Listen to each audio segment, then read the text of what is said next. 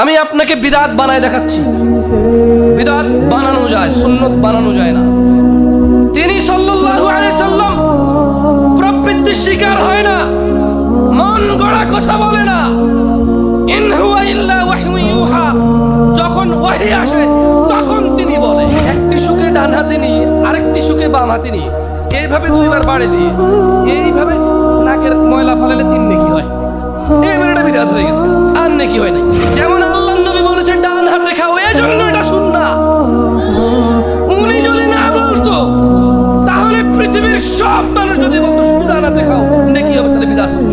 ওয়ালাইসা শাইউন ইউকাররিবুকুম ইলান নার, এবং এমন কোন কিছু নাই যা তোমাদের জাহান্নামে নিয়ে যাবে। ক্বাদ নাহাইতুকুম আন, অথচ আমি মুস্তাফা তোমাদের নিষেধ করে নাই সাল্লাল্লাহু আলাইহি ওয়াসাল্লাম। আহলে হাদিস আন্দোলন বাংলাদেশ, আসুন পবিত্র কুরআন ও সহিহ হাদিসের আলোকে জীবন গড়ি। আলহামদুলিল্লাহ ওয়াসসালাতু ওয়াসসালামু আলা রাসূলিল্লাহি ওয়া বা'দ। আল্লাহর রাসূলকে মেনে চললে কি হবে, আর আল্লাহর রাসূলকে মেনে না চললে কি হবে, সেটা আমাকে বলতে হবে। প্রথম কথা হলো, সুন্নত আসলে বিদআত আসে, এর অপোজিট শব্দ।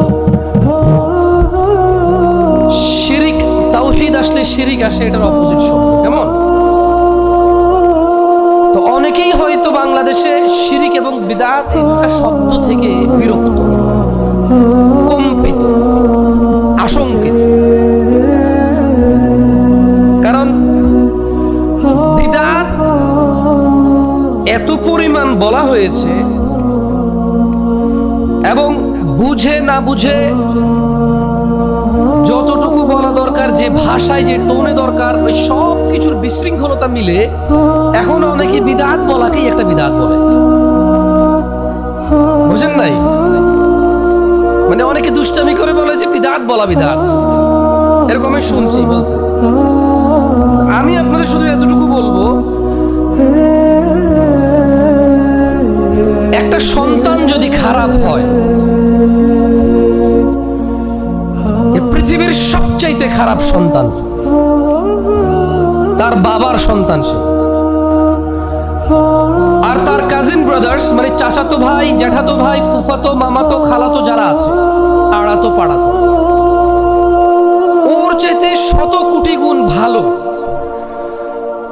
কিন্তু যখন ওই বাচ্চার অন্যায় অপরাধ যা কিছু আছে, তার বাপ কখনো তাকে শাসন করে, কখনো তার পক্ষে আসে, কখনো তার বিপক্ষে যায়, কখনো তাকে ঘর থেকে বের করে দেবে, সে পুলিশে ধরে নিয়ে গেলে তাকে ছুটায় আনে বা ছুটায় আনে না, সে ঋণ করে জুয়া টুয়া খেলে সব শেষ। তার বাপ বলছে তোমার ঋণ আমি শোধ করবো না। যারা ঋণ দিয়েছে তারা আসতে বলে যে আমার ছেলেকে যে ঋণ দিছো আমাকে বলছো, আমি দিতে পারবো না, যাকে দিছো তার থেকে নাও। এরকম হয় কিনা? দিন শেষে যখন তার বাপ মারা যায়, যেদিন তার বাপ মারা যায়, তার বাপ যত সম্পদ রেখে যায়, সে খারাপ মানুষ, আর তার চাচাতো জ্যাঠাতো ভাইরা ভালো মানুষ। এর জন্য তার বাপের সম্পদ কি তার চাচাতো জ্যাঠাতো ভাইরা পায় নাকি সে পায়? অথচ সে ছেলে ছিল খারাপ ছেলে। কোন ছেলে? খারাপ ছেলে। সেই ছেলে হচ্ছে জঘন্য ছেলে, কিন্তু বাপের ছেলে তো বাপকে বাপ বলে ডাকতো। বাপকে কি বলে ডাকতো? বাপ বলে ডাকতো। যেখানে সেখানে যায় বাপের পরিচয় দিত বাপকে বাপ হিসেবে। তদুরূপ আমরা এই পৃথিবীতে যে আমরা যারা বসে আছি, শত ধরনের অন্যায় আছে, এগুলো অন্যায়। কিন্তু বিদআত শুধু অন্যায় নয়, শুধু গুনাহ নয়। প্লিজ কেউ ভুল বুঝিয়েন না, আমি আবারও বলি, না বুঝলে কোনো সমস্যা নাই। বিদআতের প্রবলেম কোথায়? মানে আপনি, আচ্ছা বিদআতের প্রবলেম নিয়ে বলতেছি। এর আগে একটা কথা বলি, যে বিদআত শুনে শুনে আপনারা বিরক্ত, আমিও অনেক কম্পিত যে আসলে কি বলবো এখানে। তবে আমি আজকে হালিশহরবাসী, যারা হালিশহরে উলামায়ে কেরাম রয়েছেন, যারা হালিশহরে আজকে এই সুন্দর আয়োজনে সৌন্দর্যতা বজায় রাখার জন্য নিজেদের কখনো নিজেদের ইচ্ছা, কখনো অনিচ্ছা, নিজেদের পছন্দ অপছন্দ সব কিছুকে উঠতে রেখে যারা আজকে এই ইসলামী জলসার আয়োজনে যারা সবর করেছেন, হয়তো আমার কথা আপনার ভালো লাগে না, কিন্তু আপনি সবর করছেন, আমি আল্লাহর কাছে দোয়া করি আল্লাহ তাআলা আপনাকে এই সবরের উত্তম প্রতিফল দান করুন। আপনারা হালি শহরবাসী ভিন্ন মত ভিন্ন, আমি গেলে বলতে যাব না, তবে এটা ঠিক যে আপনারা সবর করছেন।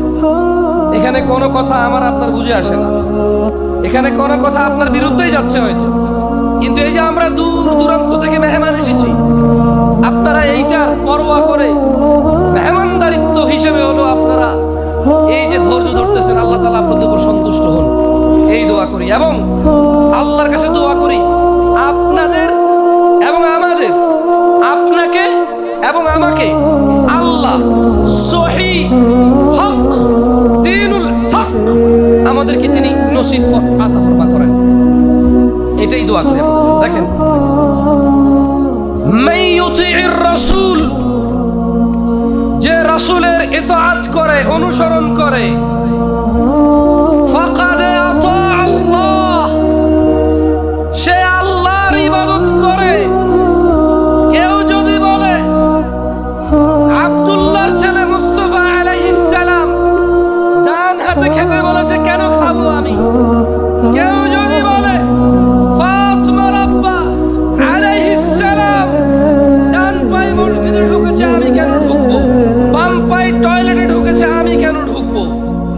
কেউ যদি এটা বলে, জেনে নাও তিনি সুবহানাহু ওয়া তাআলা আরশে আযীমের মালিক, জান্নাতের মালিক, জাহান্নামের মালিক, যার কাছে সবার প্রত্যাবর্তন, যিনি সব কিছুর উপর যে কোন সময় ক্ষমতাবান।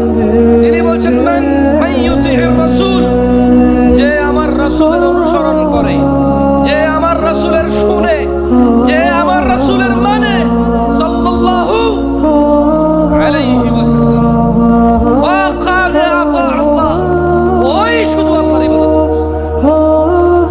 যে আমার রাসূলের শুনছে ও আল্লাহর ইবাদত করছে, যে আমার রাসূলের মানছে ও আল্লাহর ইবাদত করছে, এর বাইরে কেউ আর আল্লাহর ইবাদত করে না। এর জন্য ইত্তেবা রাসূল লাগবে। বিদআত শুনে অনেকে হয়তো বিরক্ত, আমি আপনাকে বিদআত বানায় দেখাচ্ছি। বিদআত বানানো যায়, সুন্নত বানানো যায় না। যেটা বানানো যায় সেটা বিদআত, যেটা সাব্যস্ত। ওয়া ইয়ানতিকু আনিল হাওয়া ইন হুয়া ইল্লা ওয়াহয়ুন ইউহা, যিনি সাল্লাল্লাহু আলাইহি সাল্লাম প্রবৃত্তির শিকার হয় না, মন গড়া কথা বলে না। ইন হুয়া ইল্লা ওয়াহয়ুন ইউহা, যখন ওহী আসে তখন তিনি বলে।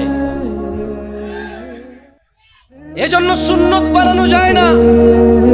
যেটা হয়ে এসেছে ওটা সুন্নাহ, যেটা সাব্যস্ত সেটা সুন্নাহ, যেটা বানায় সেটা বিদআত। আসেন, রাগ করিয়েন না কেউ, মাইকে যারা শুনতেছেন মনোযোগ দিয়ে শুনেন, আমি বিদআত বানায় দেখাচ্ছি। এই দেখেন, ইস্যু নিছি। আচ্ছা, আমার সর্দি, নাক দিয়ে পানি পড়তেছে, আমি কষ্ট পাচ্ছি, আমাকে দেখতে অস্বস্তিকর লাগতেছে। সাব্বির ভাই কি করলো? সাব্বির ভাই জ্যাব থেকে টিস্যু দেন, আপনি দেন, জ্যাবে ঢুকান আগে, ধরেন আপনার জ্যাবে আছে, দেন, এবার আমার দেন। সাব্বির ভাই জ্যাব থেকে টিস্যু বের করে দিল, কেন? উনি দেখলো যে জামশেদ ভাই ওয়াজ মাহফিল করে, মানুষজন সম্মান করে, নাক দিয়ে পানিগুলো পড়তেছে, বেচারার কেমন দেখতে বেশি খারাপ দেখা যাচ্ছে, অসুন্দর লাগতেছে, এতে ওনার প্রেস্টিজ নষ্ট হচ্ছে। এটা কথার কথা। সাব্বির ভাই একজন মুসলমান দ্বীনি ভাই হিসেবে ভাইয়ের সম্মান রক্ষার্থে কি দিছে? এবার আমি মুখলাম, এই যে উনি আমার উপকার করলো, সাদাকা হিসেবে এটা নাকি পাবে কিনা? এবার এটার বিদআত বানাচ্ছে। দেখো, সাব্বির ভাই বলল, জামশেদ ভাই এক টিস্যুকে ডান হাতে নিয়ে আরেক টিস্যুকে বাম হাতে নিয়ে এইভাবে দুইবার বাড়ি দিয়ে এইভাবে নাকের ময়লা ফালালে 3 নেকি হয়। এবার এটা বিদআত হয়ে গেছে, আর নেকি হয় নাই। কি হয় না ইয়ার? কিন্তু একটু আগে এটা কি ছিল? সাদাকা। একটু আগে কি ছিল? সাদাকা। এখন কি? বিদআত। কেন বিদআত হয়েছে? নেকি সাব্যস্ত করছে এখানে।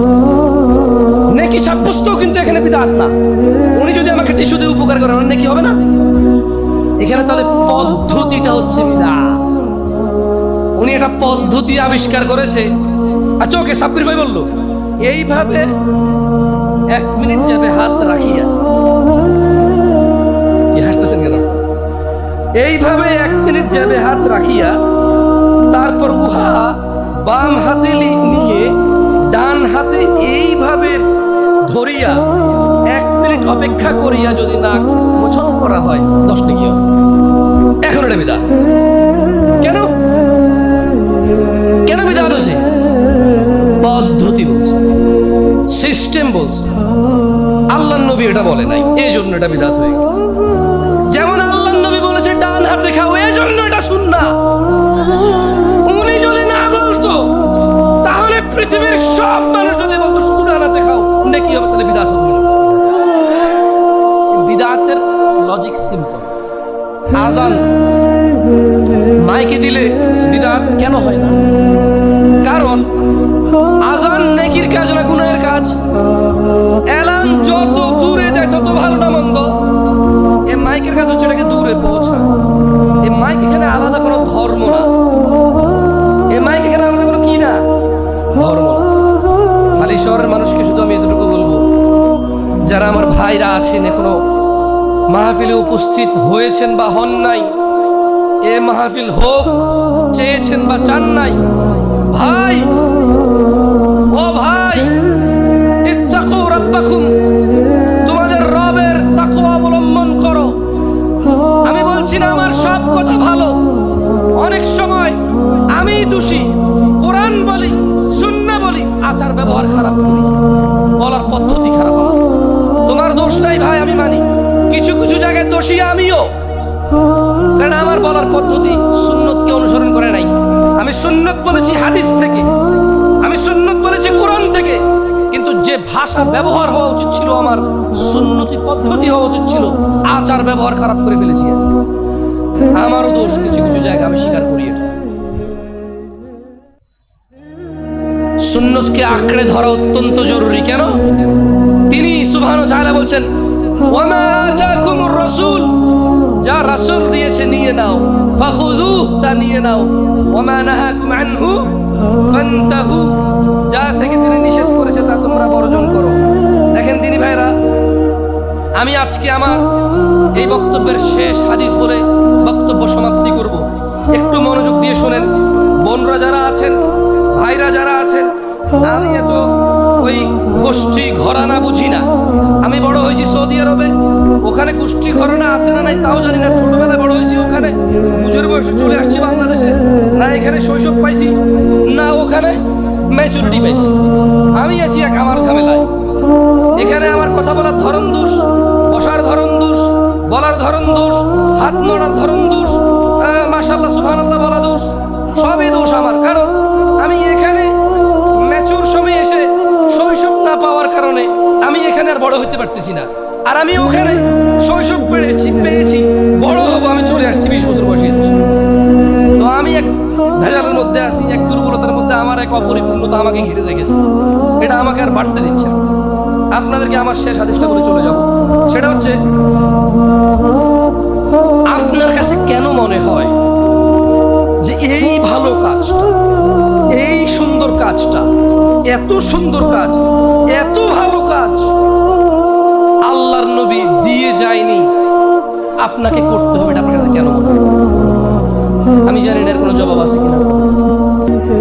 আরে তোমরা এখানে দাঁড়ায় আছো, ঢুকলে কত ভালো লাগতো জানো? পুরো মাঠ এখানে ভরা থাকতো, দেখে সেই লাগতো দেখে। তুমি তো এখানে আসো নাই কোনোদিন, আগে একবার আইসো। আসার পরে দেখবা মাঠে যত মানুষ বেশি থাকে হুজুর তত গরম হয় না। জাযাকুমুল্লাহ খাইর, তোমরা যেখানে আছো ওখানেই থাকো, নাহলে আমি আরো বেশি গরম হয়ে যাবো। না না না, হয় হয় হয় হয়। অনেক সময় এই মাইকে হুজুর ভুল করে কেন জানো? হুজুর ভুল করে কারণ হুজুর দেখে যে লোক আর লোক, আরে আমি তো সেরা, নে যেমনি ইচ্ছে এমনি আমারে করবে কে, কি করবে কে আমারে, কিন্তু বেরোলে গ্রেপ্তার হলে চলে যায়। এরপরে বলে যে আমি আসলে সরকারের বিরুদ্ধে বলতে চাই নাই, এটা আসলে ভুল বুঝাবুঝি হয়েছে, আমি আর কখনো বলবো না। অনেক সময় আমি এরকম কথা বলি, ভুল হয়ে যায়, আমি বলি না যে দুঃখিত, ঠিক আছে, ভুল বুঝা একটা, বুঝে আর কখনো না করে একটা, কিন্তু ভয় আর একটা, বুঝেন নাই? দেখেন, عن عبد الله بن مسعود رضي الله عنه قال, মনোযোগ দিয়ে শুনুন সবাই, ওকে, মনোযোগ দিয়ে শুনুন না। আব্দুল্লাহ বিন মাসউদ রাদিয়াল্লাহু আনহু থেকে বর্ণিত, তিনি বলেন,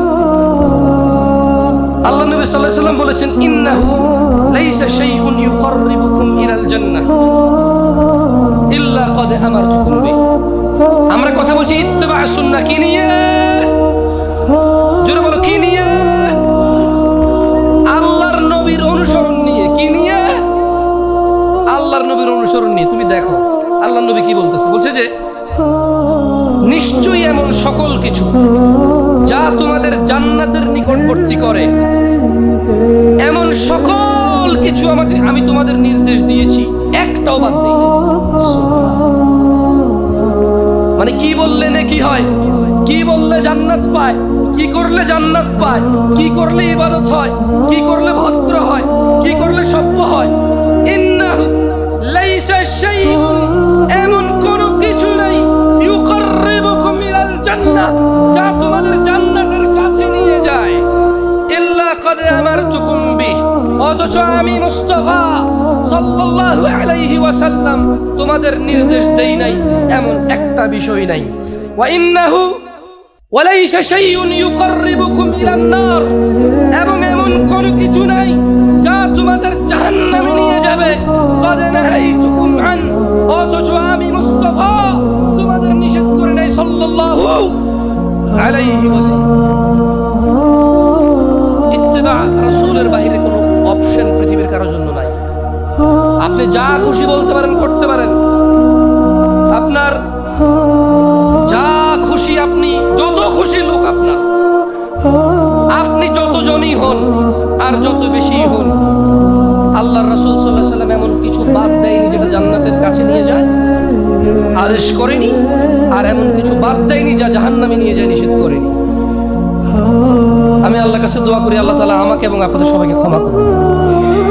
আমি আল্লাহর কাছে দোয়া করি, আল্লাহ তাআলা ইবাদত করার ক্ষেত্রে এটা যে নেকি, এটা যে ভালো, এটা যে সওয়াব, এটা যে আল্লাহ খুশি হয়, এগুলো আল্লাহর রাসূলের পক্ষ থেকে, কোরআন থেকে সাব্যস্ত কিনা সেটা বুঝার আগ্রহ আমাদের হৃদয়ে দান করুন।